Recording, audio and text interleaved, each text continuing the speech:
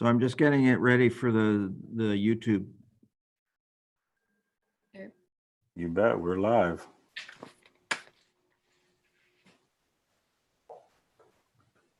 I also didn't get the memo. We are supposed to wear a black shirt with white text. Mine's actually navy blue. Mine's red. What are you talking about? Good evening, Alana. Hi. Okay, I think we got most people on. I'll start the recording now, just so you know. Okay. All right, it started. YouTube, I believe, is live. Yes. Right. Do we need Stephanie or anyone else to be calling in, or we're good there? Tiffany's on. Oh, okay.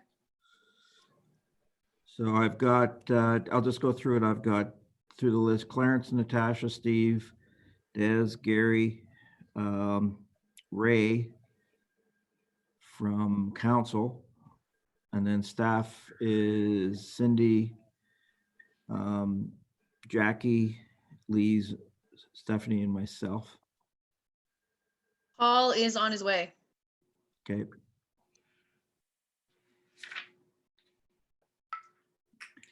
So I am also bringing in one person by the name of Ethan Oatman. He is the auditor, but he is for a bit later in the program.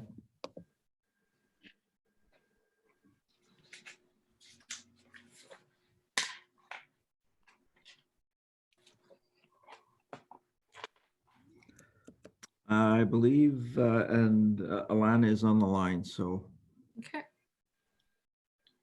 I am on the line. good for you. Hi, Alana. Hello. Signing in was one of my accomplishments for the day. It's the little things.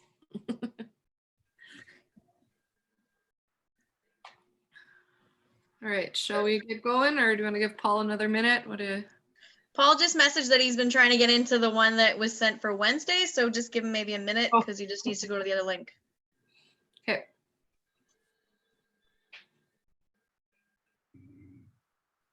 I think that's Kurt. Yes. Okay. Hello, it's Kurt. Hello. Hi, Kurt. I'm just out of my camp, so I'm on speaker on the phone. Okay. We're just waiting for one more.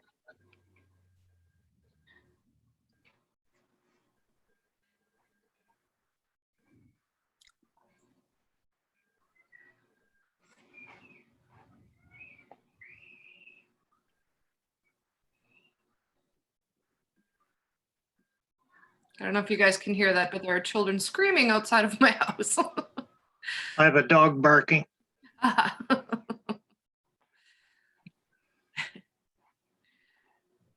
All right, let's 7:03, we'll call to order.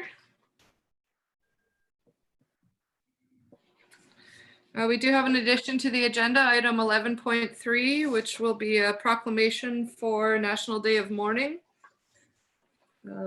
4 persons killed or injured in the workplace.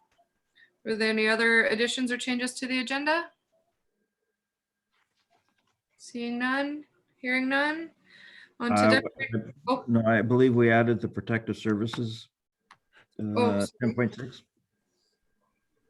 Thank you.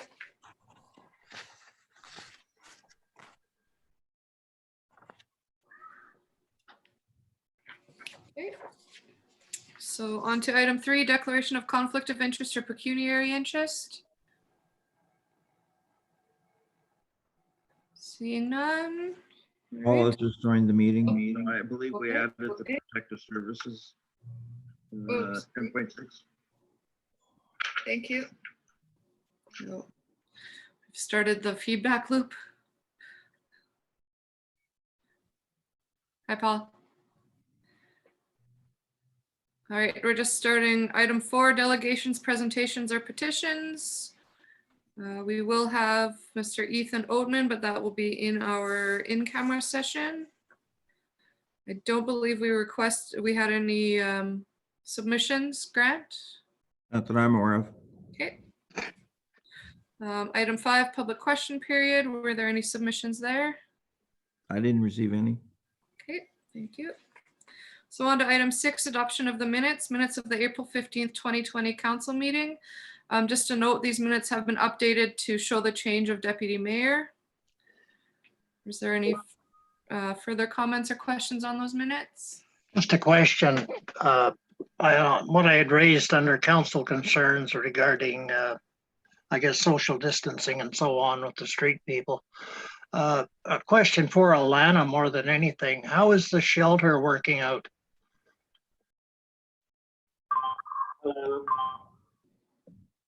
I think Alana just dropped off. Oh, think she okay. hung I'll up by ask the accident. question later.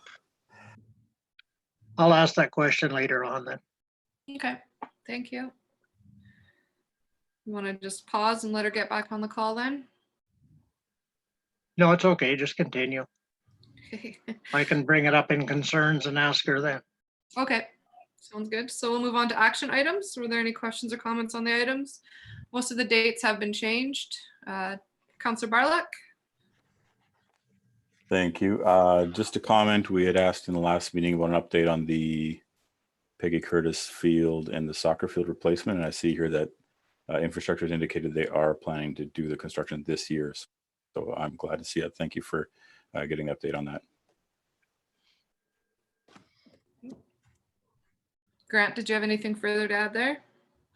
The only thing is, yeah, we talked to them. They have been in contact with our engineer who is doing some of the work, the design work and things like that. So it is moving along. Maybe not as fast as we'd like, but there is some action on it. Okay, thank you. Welcome back, Alana. Thanks, actually cut myself off. So if you're okay with it, we'll save the answer to the question for council concerns. Alana, good? Yes? Yeah, she keeps dropping off. Oh, okay.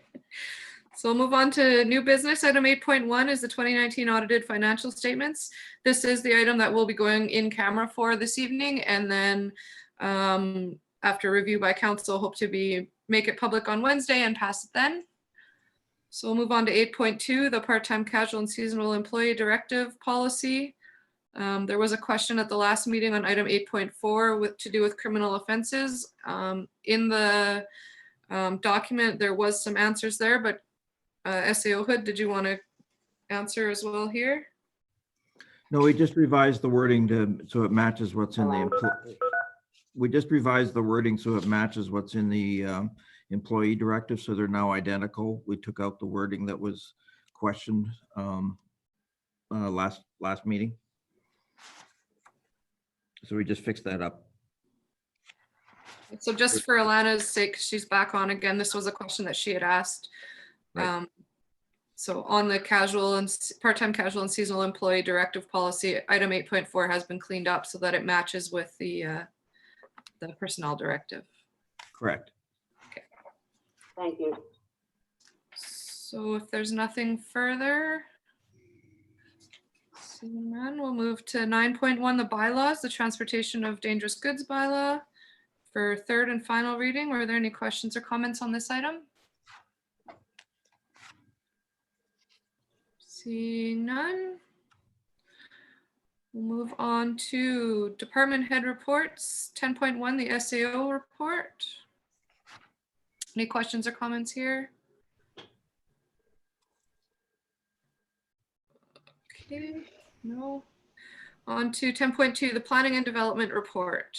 Questions or comments? See none. 10.3, the community services report. Councillor Barlock? Oh, you're muted. So I got to keep switching windows here. Just with respect to the early closure of the arena and the user groups, I just wanted to double check whether they have been refunded or will be refunded or given a credit applied towards next year's activities. Thank So you. most I'll of ask, Lise. All right. or grant, I guess, but So basically what we had is for most of the user groups, it was the arena user groups. They were basically done by the time we closed anyway. So there was very little there that we had to do. Any of the other items, for example, for any bookings and stuff like that, any deposits will be have been or will be returned.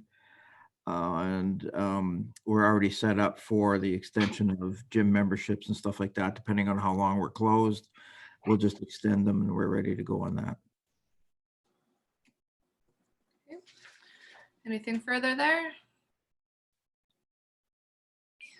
Go ahead. Not on that, but a couple other questions. I guess operation for the pool is good to see that they've done extensive cleaning and maintenance in the pool area. It also said that the pool draining's been put on hold in conjunction with probably not operating the pumps and stuff, I'm assuming, because there's no one using it. Do we have stagnant water in the pool? And if so, is that being monitored for any possible bacterial or algal blooms or anything like that? Or are they still running the filters and the pumps? So we met last week and did the pros and cons of whether we to drain the pool or leave it the way it is. We felt that at this time, leaving it with the water in there, the pumps will be turned on once a week for 24 hours. That allows for the filters to clean and get a full changeover of water and cleaning. And we'll be testing the water every once in a while as well. And so to answer your question, no, it doesn't. We don't get stagnant water because we'll keep turning it over. It's just that we've turned the pumps off and cut down back on the chlorine to as it's not necessary. There's certain level we don't have to keep the chlorine levels at certain levels until we have to open up again.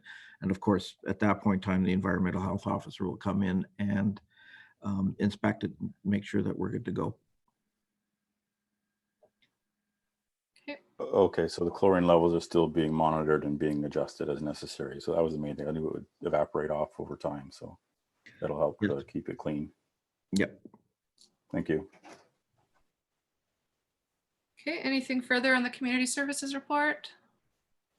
Oh, Councillor Bartlett, go ahead. Just with respect to the ice safety and boating safety, I love the fact that you're doing the life jacket loaner station at the boat launch. Just to double check, I'm assuming we're going to be like marking or branding the life jackets to help encourage returns by people that are using them. And I'm very happy to see this is a great response to the earlier concerns by council. So. Yes, we actually had a number of life jackets in our cold storage. So we've just taken them over to the pool now. What we will be doing is cleaning them and also looking, and then we will wait until we're allowed to have somebody go in the pool, like when it gets back up and running type thing, of which we will be testing each jacket for their buoyancy to make sure that they don't, that are operational. And then we will be working on doing some labeling or however we can do that on there. I believe they have historically had life jackets, and that's why we had all these. We have something like 100 of them. They were just in the cold storage.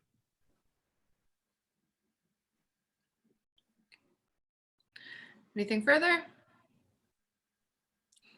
Seeing none. All right, with that, we can move on to 10.4, the financial report. Questions or comments on this report? Councillor Bartlett. Yeah, just wanted to make sure I was understanding this correctly too while I was reading it. So with respect to the operations ending in March, under revenue expenses, environmental, now the way I'm reading that, the revenue we got from the EG Northern landfill tipping deal was about 300K. And that's assuming that the expenses paid out to the contractor's portion, whereas the 85K mentioned in the expenses area. Am I reading that correctly? Did we make about 35,000 on that deal? Or sorry, 300,000? Not quite 300,000. There's some timing differences where the the invoice went out to the contractor that was coming in with the tipping fees. And then in April, the invoice and the payment to the contractor at the landfill will be going out. So it is closer to around $100,000 is what Okay. we had. The contractor will be receiving about 97,000. There was 361 loads. Okay, great. Thank you. I just want to make sure I was reading that correctly. Thank you. Thank you. Anything further on the financial report? Seeing none. On to 10.5, the Economic Development and Tourism Report. Questions or comments here? No. There is I'm sure you had a chance, but there's a secondary report submitted by the staff that attended the Vancouver show that gives some more detail into what kind of folks they saw and the presentations that they did. There's also at the end of it, the photo of the gateway sign, the latest update. Was there any comments or questions on that one? Is that a final mock-up or a proof of the design, or is that just a rendering still? Have to ask Jackie that one. That is the final rendering as part of the tender package that they prepared that will be going out. The actual package has obviously many more pages to it. That's just the overall snapshot. So quick question to, sorry, Ray. Just in follow-up to one of the concerns we brought up at the last meeting, have they switched back to the metal tubing on that, or are they still looking to incorporate some wood into those? I believe it is metal. Okay, Councillor Salaki. This may be stupid, but is there a reason why we went with all small letters instead of capitalization on the Inuvik? Because I'm curious as to why it's spelled out like that. Yeah, that was the font selection of the designers. They provided a few, and that was the one that was selected. Solani here, are you saying there's no capital I? Yeah, it's all in small letters, and I mean, I think the sculpture looks beautiful, but personally, I don't like the writing. But I'm just one person. I was just curious what the thought process was for the choice of font. My response to that is, please could we not use proper punctuation and capitalization and make it a capital I? Otherwise, it looks like we don't know how to spell our own name. It just looks childish in my mind. Sort of my opinion too. Yeah, I agree. Are we able to see the other options that they presented as far as the font for that portion of the sign? Sure, I'll- perhaps I'll we can agree have with this conversation offline Yep. with council and the SIO and all before it goes forward to tender. And they should use the complete letters on the end there. They're using the I as a part of the K too, it looks like. Yes. That has to do with the font and the designer of the font that was selected, which is a specific Inuit font. And I can go into the details of that again offline, but I have probably brought up those concerns when I spoke with them as well. But I hear what you're saying and I can give you some more detail offline.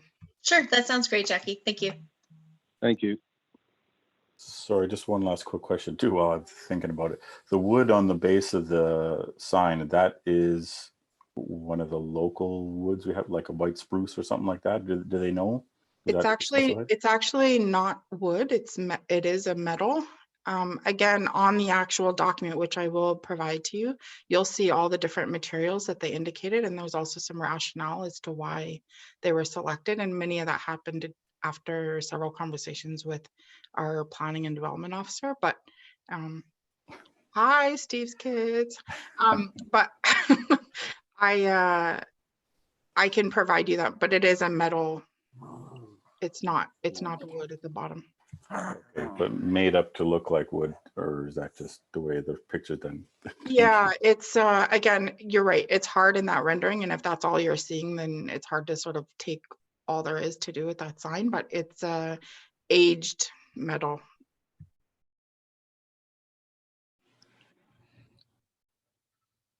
I know we're gonna talk about this offline, but Jackie, did you just say the way they've written Inuvik is also reflective of the Inuvialuit written language?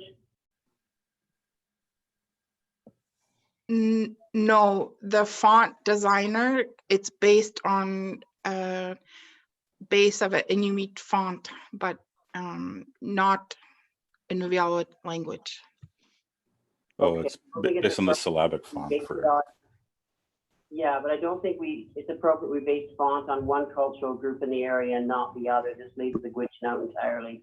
Yes, 100%. I hear you. And it's not, it's like, again, offline, I'll give a description. It's not that the language or the font is Inuit, it's based on that style, but I can, and the language of both the Gwich'in and the Inuvialuit are also on the sign, which was provided by, and we spoke with elders and we spoke with both the organizations and they provided the final spelling for both. You can see the language there of the word welcome in both Inuvialuit and Gwich'in. Thank you, Jackie. I'll wait. Yeah, if we get a high-res copy of that image, it'd be great. Then we can zoom in and see it a little bit better. Sure, I can do that. Also, Councillor Barlick, if I may, in the last meeting, you asked a question in regard to the stakeholder engagement during for the tourism strategy, and you're asking what that breakdown was of who we spoke to. Would you mind if would council be okay if I just provided that to you really quickly verbally right now? Yeah, go ahead, Jackie. So online surveys we had, and that was public surveys, we had 28. We had a combined 10 different interviews that were done either in person or over the phone, and we had 34 people attend the public sessions. So that's over 60 people. You're right. I mean, 60 out of a population is not in terms of statistically valid, but still 60 people is a fairly significant, in addition to council and some of the other organizational input. But those are the numbers, and I can provide them in writing, but I just wanted to address that because you raised it at the last meeting. Well, thanks for that, Jackie. If we get input from 60 people and every time we're seeking input from the public, that we'd be doing well. So thank you. Okay. Is that all the questions for the Economic Development and Tourism Report? Not seeing anything further. On to 10.6, the Protective Services Report. Any questions or comments there? This was sent out in a separate email, I think this afternoon. I'm not seeing any. Okay, on to information items. 11.1 is our strategic priorities chart, which I know that we do need to update, but I think that we need to give administration a chance to get back kind of on the ground again before we start pushing too hard on most of this stuff, although a lot of the background work I know has continued on some of the items. So if you guys are okay with that, it'll probably be another couple weeks before we really have a good look at it. Second item that's there is the April 2020 inspection report from the landfill, sewage lagoon and water treatment plant. Reading through the report, looks like things were good, and he did notice or make note of a couple new items that we're doing at the solid waste site. So are there any questions or comments on that item? Look like a pretty darn good inspection. Got good marks and good remarks. Okay, with that, we'll move on. I do have a item 11.3, which is a proclamation, and I think that I would like to read it out this evening because the date is actually tomorrow for the National Day. So the proclamation states, whereas each year the National Day of Mourning is celebrated on April 28th, and whereas this date marks the occasion when, as a nation in 1991, with the passing of the Workers' Mourning Day Act, Canada officially marked its first National Day of Mourning for persons killed or injured in the workplace.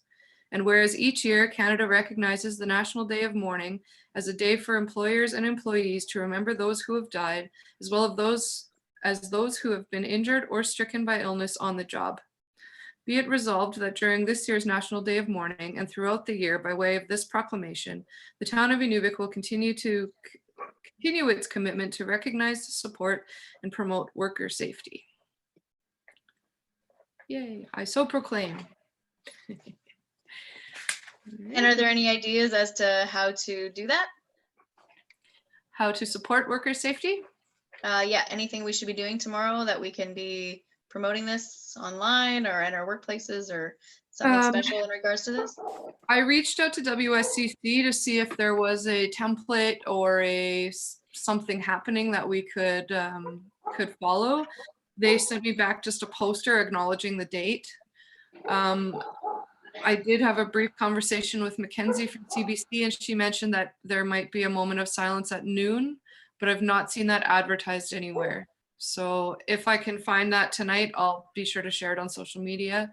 But as of right now, our way of honoring it is through proclamation. And then tomorrow, if you've known a person or, take the moment to think of them during the day that is a mourning day for them.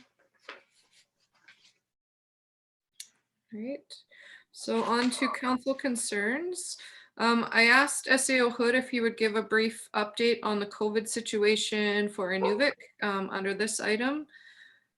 We did last Friday give notice to the GNWT that we would be pulling all of our staff this coming Friday, May 1st. And so having said that, I'll hand it over to him. Thank you. Yes, basically on Friday, we sent it out. We are just finding that at this point in time, for operations for the town, we still have our day jobs that we need to do. And we've been at this. This will be 6 weeks that the town has been doing the coordination at both the airport and at the isolation center as far as the coordination part of it goes and the management. We feel it's time to turn it over to the GNWT at this point in time, as they are running the other 3 isolation centers. And so we just feel that at this time, things are going well. We have approximately 13 people in the isolation center as we speak, but we have a number coming in. We'll be up to over 18 by the end of the week, because we've been given heads up on some people that are coming back. Overall, though, I have to commend the staff and the employees of the town who have worked very hard to accomplish what we've done and establish some very good protocols and what I feel is a very good protection for not only Inuvik but the outlying communities, so that to ensure that we've got the spread of the virus is not a community spread type situation. Other than that, it's really, we're on our last week.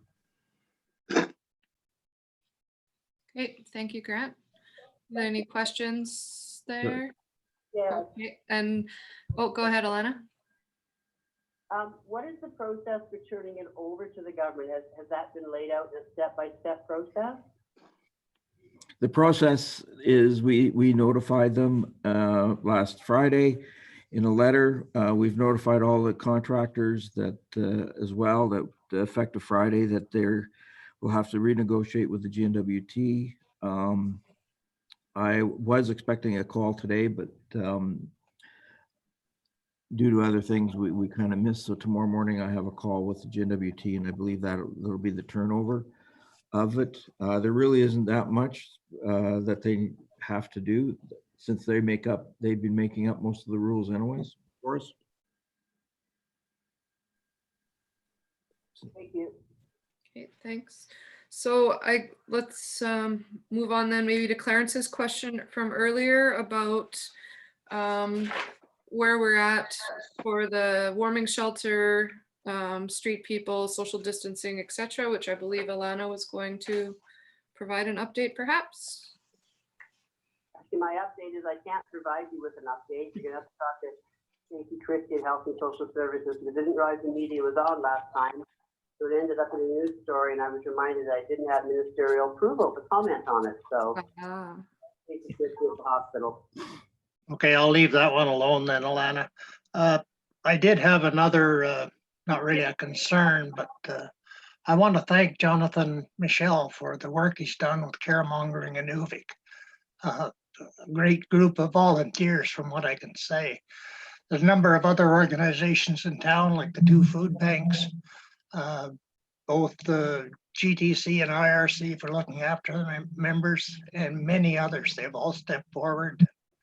Just goes to show what a great town Inuvik is, and I want to thank them for it. Great, thank you. You bet. Here. Was there anything further under council concerns? Councillor Salaki? This actually is from somebody who's watching on YouTube. They heard about the stuff happening with the ice safety and boating safety. And so there's a question that maybe Lise could answer for next week. They were just curious about, with those life jackets we were just talking about, what standards were going to be followed and what the qualifications were of the person that was going to be doing the testing, just to make sure that anything that is leaving town facility has been tested properly. So if that's something that maybe could be looked at in-house, would be great. Thank you. And Councillor McDonald, or Deputy Mayor McDonald, did you have something? I did. So prior to COVID, we had 2 outstanding tenders for public works. I'm just wondering what the status of those 2 tenders are, because I know a lot of that was tight deadlines for those that were awarded. Grant, or you could answer, it'd be great. Thank you. We have them in-house. They closed. We're just working on some logistics from an opening point of view. We anticipate to have something this week. Okay, and then once it's open, will there be adjustments to the start dates for them? Because there's been. You kind of broke apart there, Paul. Can you repeat that? Oh, just wondering if there's going to be a change to the start date of the tenders because of the delay in opening. Yes. Thank you. Okay. Thank you. Is there anything further under Councillor Barlock? Yeah, something I hate to bring up, but it's definitely important. Taking my kids sliding the other day and down by the river, and just seeing the amount of dog poop that was in the picnic area that has not been picked up. I think we can still put out a splash again about responsible dog ownership and people picking up their dog poop. We do have a station right nearby that area. It's particularly disturbing when you see the amount of feces, which I counted probably at least 15 or 20 different dog poop piles in the area where people are frequenting, and there's kids playing and other things there. So I think we need to, again, encourage responsible dog ownership. I know when I picked up my dog's poop, I went around and picked up 2 or 3 other big ones that all I could fit in the bag that I had. But yeah, it was pretty bad, and it's probably going to get a bit worse as more of the snow melts. And there's other areas around town as well, but the areas that are being used by people are particularly disturbing to see people not looking after the waste from their animals. So the town, we have the bylaw in place, we can remind people, but also just positive messaging on responsible dog ownership and cleaning up after your animals in public spaces in particular that are being used by people and kids. Thanks. Great, thank you. Great, anything further? Seeing none. If I may answer Councillor Slotky's question about the life preservers yeah. and that, the person that'll be checking them out and that is fully certified in many, many aspects of water safety. It will be the aquatic supervisor who's well trained in, as I said, in many areas and is well certified to test them out and make sure that they're in proper working condition. Thanks, Grant. Councillor Barlock? Yeah, so if I may add one more thing, just a thought I had at the moment when I was down at the river too, picking up that extra dog poop. There was actually no garbage bin in that picnic area where people could deposit something nearby. So there may be a place to add, because we do have a few of those fire pits there, but there was actually no, even one of the smaller little garbage bins in there. So we may want to think about putting something there which can give people easy access and no excuses for not doing what they need to do. And not only for the dog poop, but also, this is down at the river by the trail entry by the bridge there. Okay, by the pump station? By the pump, so yeah, by the pump station. So there's the 3 or 4 fire pits there and all that, but there's no garbage bins in that immediate vicinity. So I think we should think about putting something there, not just for the dog poop, but also for picnicking and other stuff that happens in that area as well. Thank you. Thank you. Great, if there's nothing further, we will move to in camera. I will need a motion to go in camera, please. Moved by Deputy Mayor McDonald, seconded by Councillor McBride. All in favor? So moved. All right, we'll just give a minute for Grant to take us off of the live feed.